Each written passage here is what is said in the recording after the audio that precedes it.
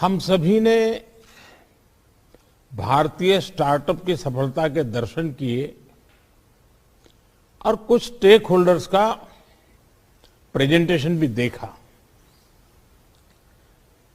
आप सभी बहुत बेहतरीन काम कर रहे हैं।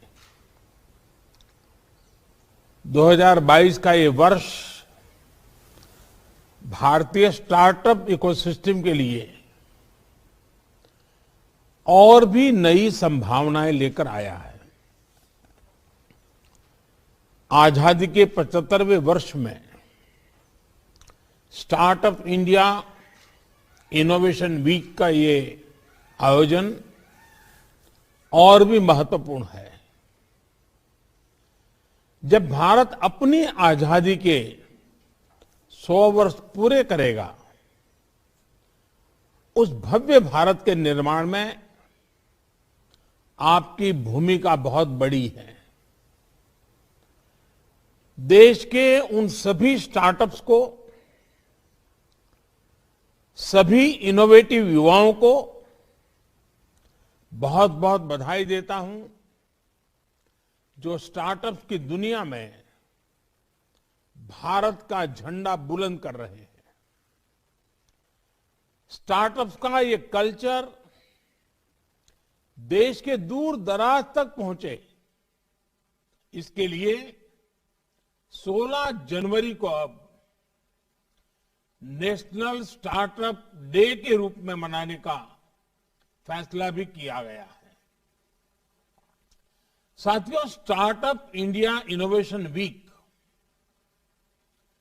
बीते साल की सफलताओं को सेलिब्रेट करने का भी है और भविष्य की रणनीति पर चर्चा करने का भी है।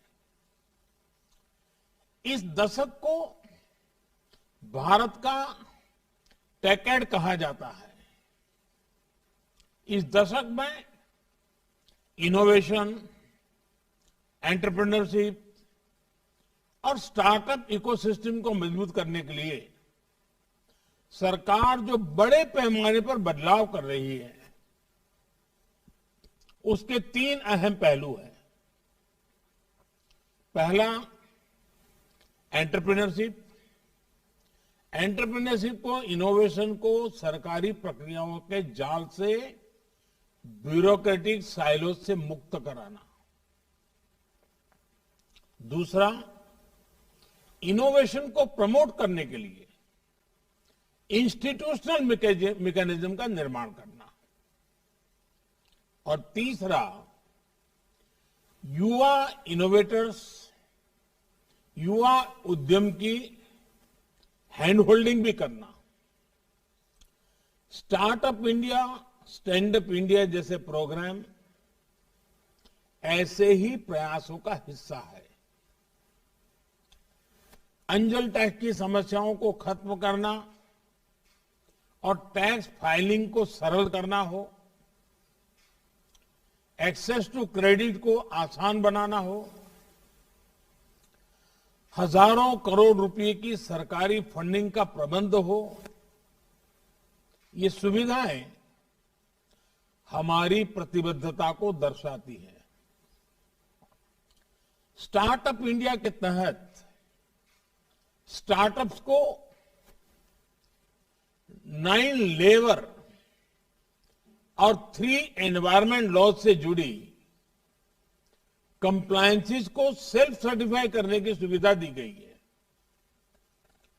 डॉक्यूमेंट्स के सेल्फ एटेस्टेशन से सरकारी प्रक्रियाओं को सरल बनाने का जो सिलसिला शुरू हुआ था, वो आज 25,000 से अधिक कंप्लायंसेस को खत्म करने के पड़ाव तक पहुंच चुका है।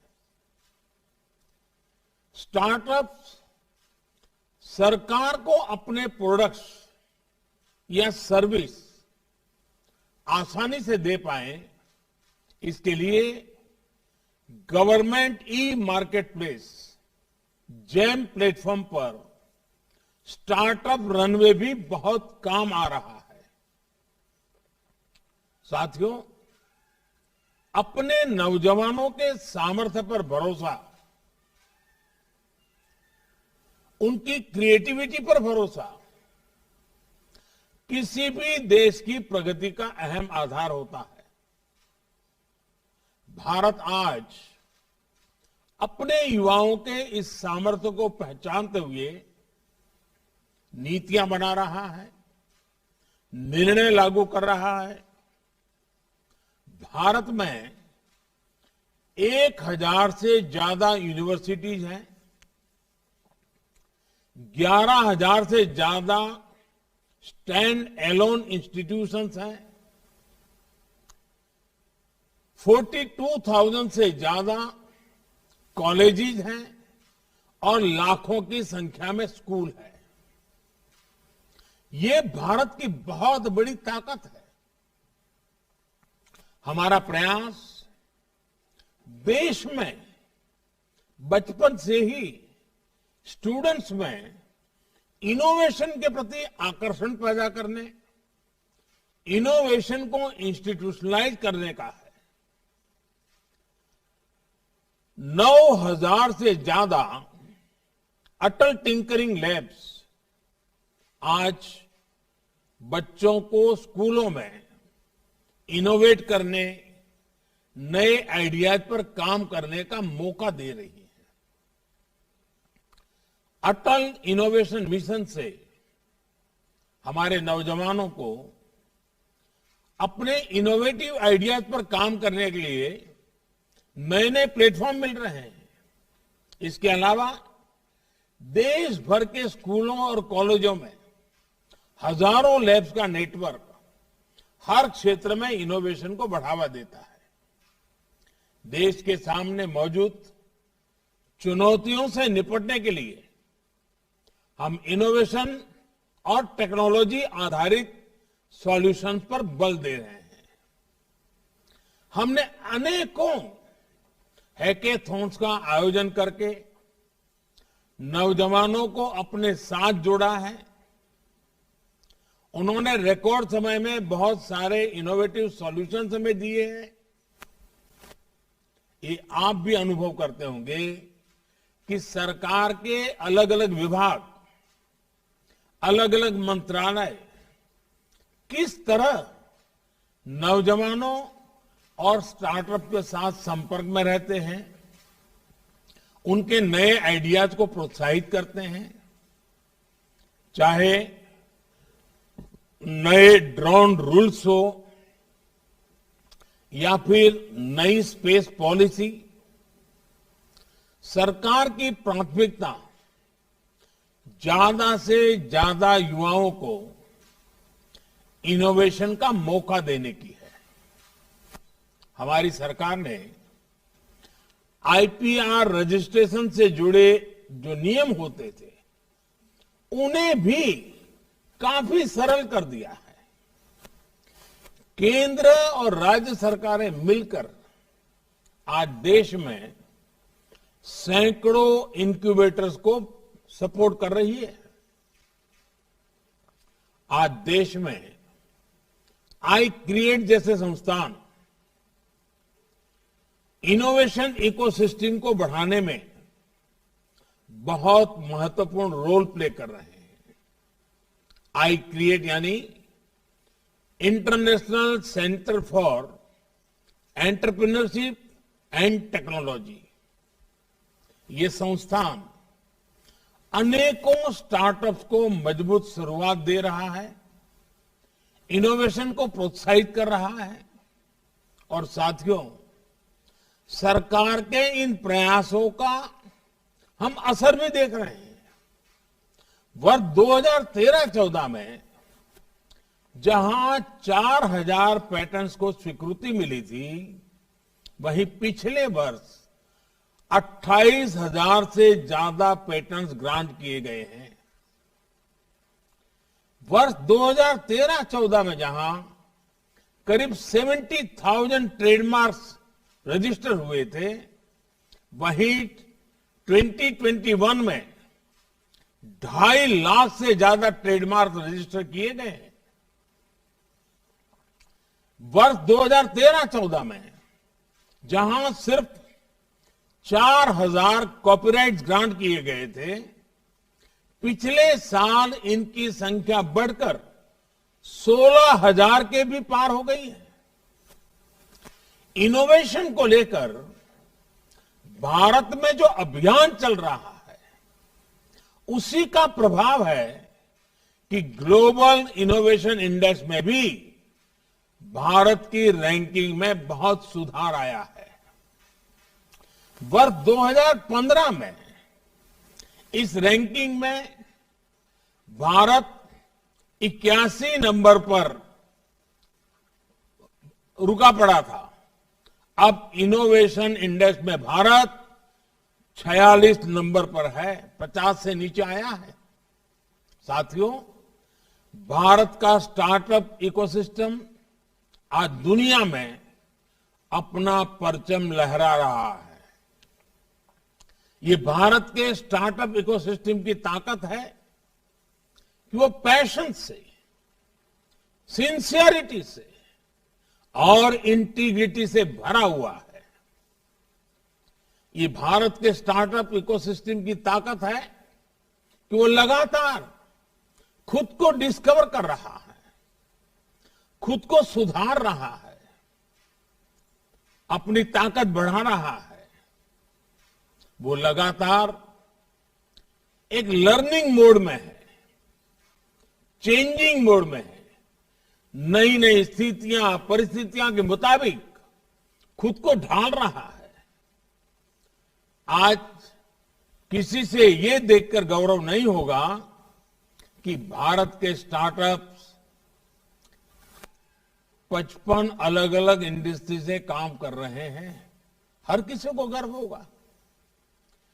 5 साल पहले देश में जहां 500 स्टार्टअप्स भी नहीं थे, आज उनकी संख्या बढ़कर 60,000, 60,000 तक पहुंच चुकी है। आपके पास इनोवेशन की शक्ति है, आपके पास नए आइडियाज हैं, आप नौजवान ऊर्जा से भरे हुए हैं और आप बिजनेस के तौर तरीके बदल रहे हैं। Our startups are changing the rules of the game. इसलिए मैं मानता हूं startups are going to be the backbone of new India. साथियों, एंटरप्रेन्योरशिप से एनवायरनमेंट की ये स्पिरिट हमारे यहां डेवलपमेंट को लेकर रीजनल और जेंडर डिस्पैरिटी की समस्या का भी समाधान कर रही है।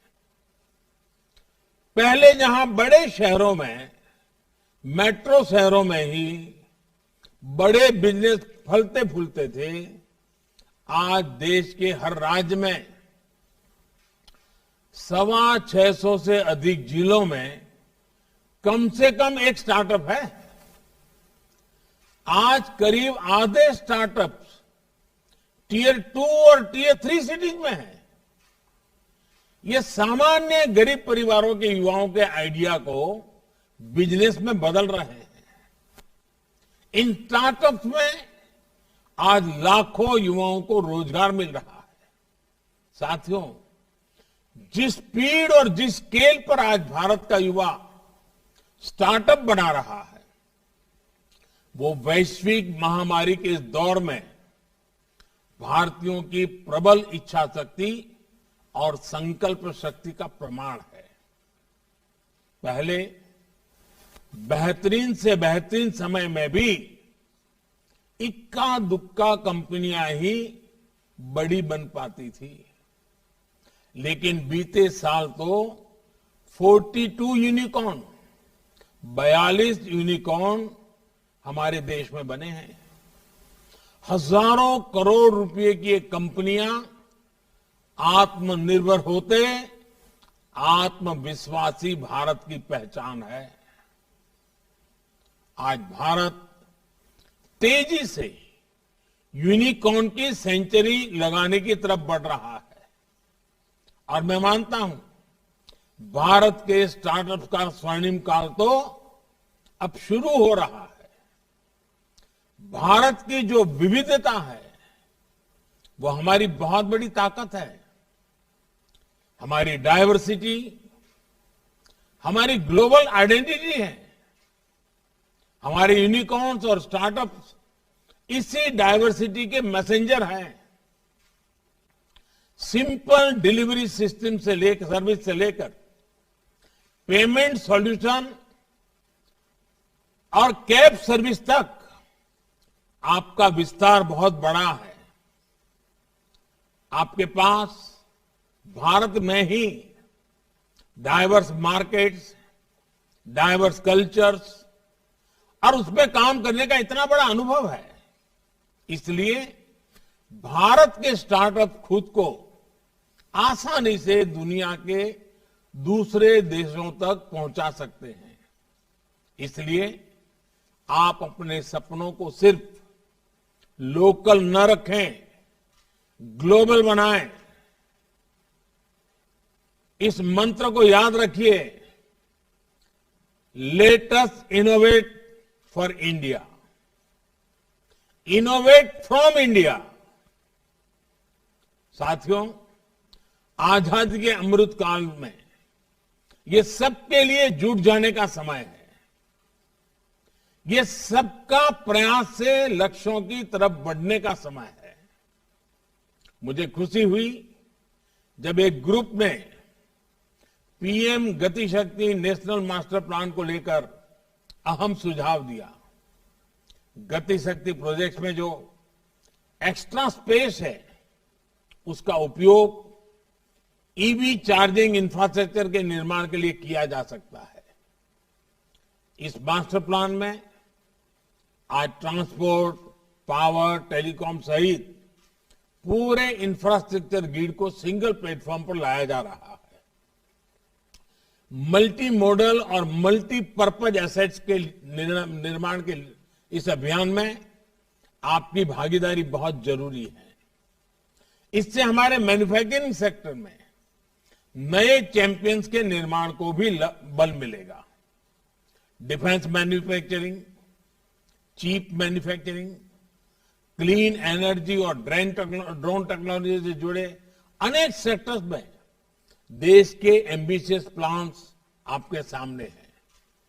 हाल में नई ड्रोन पॉलिसी लागू होने के बाद देश और दुनिया के अनेक इन्वेस्टर्स ड्रोन स्टार्टअप में इन्वेस्ट कर रहे हैं।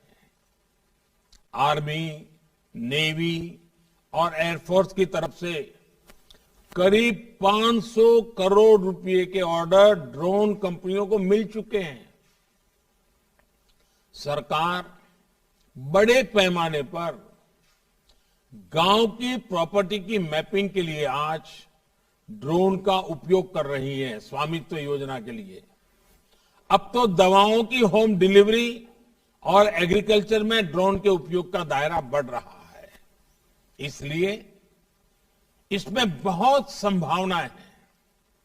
साथियों, तेजी से होता हमारा शहरीकरण भी एक बहुत बड़ा फोकस एरिया है। आज अपने मौजूदा शहरों को डेवलप करने और नए शहरों के निर्माण के लिए बहुत बड़े स्तर पर काम चल रहा है। अर्बन प्लानिंग, हमें बहुत काम करना है उस क्षेत्र में। इसमें भी हमें ऐसे वॉक टू वर्क कंसेप्ट और इंटीग्रेटेड इंडस्ट्रियल एस्टेट का निर्माण करना है, जहां श्रमिकों के लिए, मजदूरों के लिए बेहतर अरेंजमेंट्स हो। अर्बन प्लानिंग में नई संभावनाएं आपका इंतजार कर रही हैं। जैसे यहां एक ग्रुप ने बड़े शहरों के लिए नेशनल साइकिलिंग प्लान और कार फ्री जोन्स की बात रखी है। ये शहरों में सस्टेनेबल लाइफस्टाइल को प्रमोट करने के लिए बहुत जरूरी है। आपको मालूम होगा, मैं जब COP26 की समिट में गया था तब मैंने एक मिशन लाइफ की बात कही है। और ये लाइफ का मेरा जो कंसेप्ट है वो ये है कि लाइफस्टाइल फॉर एनवायरमेंट, लाइफ। और मैं मानता हूं कि हमने लोगों में उन चीजों को लाने के लिए टेक्नोलॉजी का कैसे उपयोग करें, जैसे एक P3 मूवमेंट आज अनिवार्य है। Pro planet people, P3 movement. हमें जब तक जन सामान्य को एनवायरमेंट के लिए जागरूक नहीं करेंगे, ग्लोबल वार्मिंग की खिलाफ की जो लड़ाई है उसके सिपाही नहीं बनाएंगे, हम इस लड़ाई को जीत नहीं सकते हैं। और इसलिए भारत मिशन लाइफ को लेकर के अनेक विध देशों को अपने साथ जोड़ने की दिशा में काम कर रहा है। साथियों, स्मार्ट मोबिलिटी से शहरों का जीवन भी आसान होगा और कार्बन एमिशन के हमारे टारगेट्स को अचीव करने में भी मदद मिलेगी। साथियों, दुनिया के सबसे बड़े मिलेनियल मार्केट के रूप में अपनी पहचान को भारत लगातार सशक्त कर रहा है। मिलेनियल आज अपने परिवारों की समृद्धि और राष्ट्र की आत्मनिर्भरता दोनों के आधार हैं। रूरल इकोनॉमी से लेकर इंडस्ट्री 4.0 तक हमारी जरूरतें और हमारा पोटेंशियल दोनों असीमित है। फ्यूचर टेक्नोलॉजी से जुड़े रिसर्च और डेवलपमेंट पर इन्वेस्टमेंट आज सरकार की प्राथमिकता है। लेकिन बेहतर होगा कि इंडस्ट्री भी इसमें अपना योगदान, अपना दायरा बढ़ाए। साथियों, 21वीं सदी के इस दशक में आपको एक बात और ध्यान रखनी है। देश में भी बहुत बड़ा मार्केट तो अब खुल रहा है। हमने डिजिटल लाइफस्टाइल में अब जाकर कदम रखा है। अभी तो हमारी करीब आधी आबादी ही ऑनलाइन हुई है। जिस स्पीड से, जिस स्केल पर, जिस कीमत में आज गांव गांव, गरीब से गरीब तक सरकार डिजिटल एक्सेस देने के लिए काम कर रही है, उससे बहुत कम समय में भारत में करीब 100 करोड़ इंटरनेट यूजर होने वाले हैं। जैसे जैसे दूर सुदूर क्षेत्रों में लास्ट माइल डिलीवरी सशक्त हो रही है, वैसे वैसे ग्रामीण मार्केट और ग्रामीण टैलेंट का बड़ा पुल भी बनता जा रहा है। इसलिए मेरा भारत के स्टार्टअप से आग्रह है कि गांव की तरफ भी बढ़ें। ये अवसर भी है और चुनौती भी। मोबाइल, इंटरनेट, ब्रॉडबैंड कनेक्टिविटी हो या फिजिकल कनेक्टिविटी, गांव की आकांक्षाएं आज बुलंद हो रही हैं। रूरल और सेमी अर्बन एरिया एक्सपांशन की नई वेव की राह देख रहे हैं। स्टार्टअप कल्चर ने आइडिया को जिस प्रकार डेमोक्रेटाइज किया है, उसने महिलाओं और लोकल बिजनेस को एम्पावर किया है। आचार पापड़ से लेकर हैंडीक्राफ्ट तक अनेक लोकल प्रोडक्ट्स का दायरा आज व्यापक रूप से बढ़ा है। जागरूकता बढ़ने से लोकल के लोग, उसके लिए लोग वोकल हो रहे हैं। और अभी जब हमारे जयपुर के साथी ने, कार्तिक ने, लोकल को ग्लोबल की बात कही और उन्होंने वर्चुअल टूरिज्म की बात कही, मैं आग्रह करूंगा आप जैसे साथियों को कि आजादी के 75 साल हो रहे हैं। क्या आप देश के स्कूल कॉलेज के बच्चों का एक कंपटीशन करें और वे अपने जिले में, अपने शहर में आजादी से जुड़ी जो घटनाएं हैं, जो स्मारक है, इतिहास के जो पन्ने हैं, उसका वर्चुअल क्रिएटिव वर्क करें और आप जैसे स्टार्टअप उसको कंपाइल करें और आजादी के 75 साल निमित्त वर्चुअल टूर के लिए देश को निमंत्रित किया जाए। आजादी के अमृत महोत्सव में स्टार्टअप दुनिया का एक बहुत बड़ा कंट्रीब्यूशन होगा। तो आपका विचार अच्छा है, उस विचार को किस रूप में लाया जाए उसकी अगर आप शुरुआत करेंगे तो मैं पक्का मानता हूं कि इसको हम आगे बढ़ा सकते हैं। साथियों, कोविड लॉकडाउन के दौरान हमने देखा है कि लोकल स्तर पर कैसे छोटे छोटे इनोवेटिव मॉडल्स ने लोगों का जीवन आसान किया है। छोटे लोकल बिजनेस के साथ कोलैबोरेशन का एक बहुत बड़ा अवसर स्टार्टअप्स के पास है। स्टार्टअप्स इन लोकल बिजनेस को एम्पावर कर सकते हैं, एफिशिएंट बना सकते हैं। छोटे बिजनेस देश के विकास की रीढ़ है और स्टार्टअप्स नए गेम चेंजर है। ये साझेदारी हमारे समाज और इकोनॉमी दोनों को ट्रांसफॉर्म कर सकती है। विशेष रूप से विमेन एम्प्लॉयमेंट को इससे बहुत बल मिल सकता है। साथियों, यहां एग्रीकल्चर से लेकर हेल्थ, एजुकेशन, टूरिज्म सहित हर सेक्टर में सरकार और स्टार्टअप की साझेदारी को लेकर अनेक सुझाव आए हैं।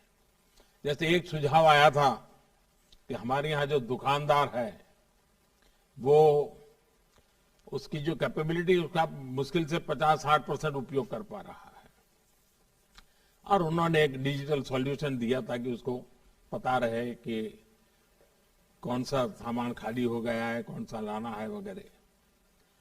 मैं आपको एक सुझाव दूंगा, आप उस दुकानदार को उसके जो ग्राहक है उसके साथ भी जोड़ सकते हैं। तो दुकानदार ग्राहक को सूचना कर सकता है कि आपकी ये 3 चीजें 3 दिन के बाद खाली हो जाने वाली है। आपके घर में ये 7 चीजें 5 दिन के बाद खाली हो जाने वाली है। उसको मैसेज जाएगा तो घर वाले जो हैं उनको भी डिब्बे नहीं खंगालने पड़ेंगे किचन में कि सामान है कि नहीं है, फलाना है कि नहीं, टिकना है कि नहीं है। ये आपका दुकानदार ही उसको मैसेजिंग कर सकता है। एंड आप इसको बहुत बड़ा प्लेटफॉर्म के रूप में भी कन्वर्ट कर सकते हैं। सिर्फ दुकान की एफिशिएंसी नहीं, परिवार की रिक्वायरमेंट के लिए भी उनको दिमाग खपाना नहीं पड़ेगा। आपका मैसेज ही चले जाएगा कि आपकी हल्दी 1 महीने के लिए ले गए थे, 3 दिन के बाद खत्म होने वाली है। तो आपको बाजार एक बहुत बड़ा आप एग्रीगेटर बन सकते हैं, आप एक बहुत बड़ा ब्रिज बन सकते हैं। साथियों, मैं आपको आश्वस्त करता हूं कि युवाओं के हर सुझाव, हर आइडिया, हर इनोवेशन को सरकार का पूरा सपोर्ट मिलेगा। देश को आजादी के 100वें वर्ष की तरफ ले जाने वाले ये 25 साल बहुत महत्वपूर्ण है दोस्तों, और आपके लिए सर्वाधिक महत्वपूर्ण है। ये इनोवेशन यानी आइडियाज, इंडस्ट्री एंड इन्वेस्टमेंट का नया दौर है। आपका श्रम भारत के लिए है, आपका उद्यम भारत के लिए है, आपकी वेल्थ क्रिएशन भारत के लिए है, जॉब क्रिएशन भारत के लिए है। मैं आपके साथ मिलकर के कंधे से कंधा मिला करके आप नौजवानों की ऊर्जा को देश की ऊर्जा में परिवर्तित करने के लिए पूरी तरह प्रतिबद्ध हूं। आपके सुझाव, आपके आइडियाज, क्योंकि आप एक नई जनरेशन है जो नए तरीके से सोचते हैं, जो व्यवस्थाओं को समझना, स्वीकारना बहुत आवश्यक हो गया है। और मुझे विश्वास है कि 7 दिन के मंथन से जो चीजें निकली हैं, सरकार के सभी विभाग इसको बड़ी गंभीरता से लेते हुए सरकार में इसका कैसे उपयोग हो, सरकार की नीतियों में कैसे इसका प्रभाव हो, सरकार की नीतियों के द्वारा समाज जीवन को इसको कैसे लाभ करता हो, इन सारे विषयों का लाभ होने वाला है। मैं इसलिए आप सबको इस कार्यक्रम में सहभागी होने के लिए आपका अमूल्य समय, क्योंकि आप आइडियाज की दुनिया के लोग हैं और इसलिए आपका समय आइडियाज में ही रहता है, और वो आइडियाज आपने सबके बीच बांटे, वो भी एक बहुत बड़ा काम है। मैं आपको बहुत बहुत शुभकामनाएं देता हूं। मकर संक्रांति का पावन पर्व, अभी भी हवा में वही माहौल है। उस बीच कोरोना में आप अपना ध्यान रखिए। बहुत बहुत धन्यवाद।